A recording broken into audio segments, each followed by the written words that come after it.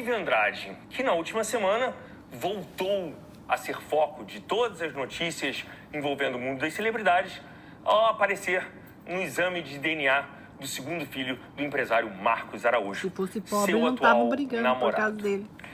Tudo Queria bem, ver se Lívia fosse um velho Tudo pobre. ótimo, Léo Dias. Quanto tempo? Quanto tempo a gente não se vê? Muito tempo.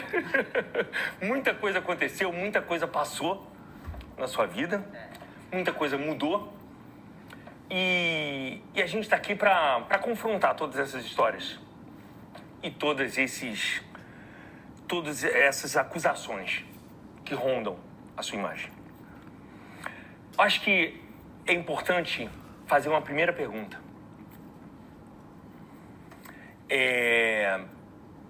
Que a gente recebeu e eu recebi. Aliás, eu abri uma caixa de perguntas no meu Instagram. Foram milhares de mensagens. Eu me assustei. Então, essas milhares de mensagens, essas perguntas que você recebeu, eu recebo milhares de mensagens todos os dias da minha vida, só que me xingando, me ameaçando. Havia enfim. muito ódio. Havia muita raiva, eu percebi nessas perguntas. A gente teve que selecionar algumas, mas a grande maioria delas perguntava a questão de o que você foi fazer no exame de DNA envolvendo o seu namorado e Pétala Barreiros. Por que eu me envolvi nesse escândalo? Por que eu me envolvi? Por que eu tava lá? Porque, como se fosse para provocar, uma provocação, né? E eu queria entender exatamente isso. Foi uma provocação? Eu não fui envolvida nessa polêmica agora, quando eu fui acompanhar esse exame de DNA. Eu fui envolvida nessa polêmica no final do ano passado, onde no dia 28, várias coisas foram parar em igues de fofoca, me acusando de roubar um tênis usado que nem meu número era, né? Que eu calço 36, a pessoa calça 40, 41, sabe lá Deus quanto que ela calça. Além disso, no dia 30, não parando, porque aí os ataques começaram pesados, mas até aí ainda eu achei, não levei tão a sério isso.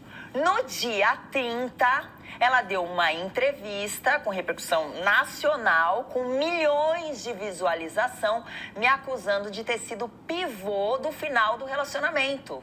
Então ela me acusa de roubar um tênis usado e me acusa de ter destruído uma família.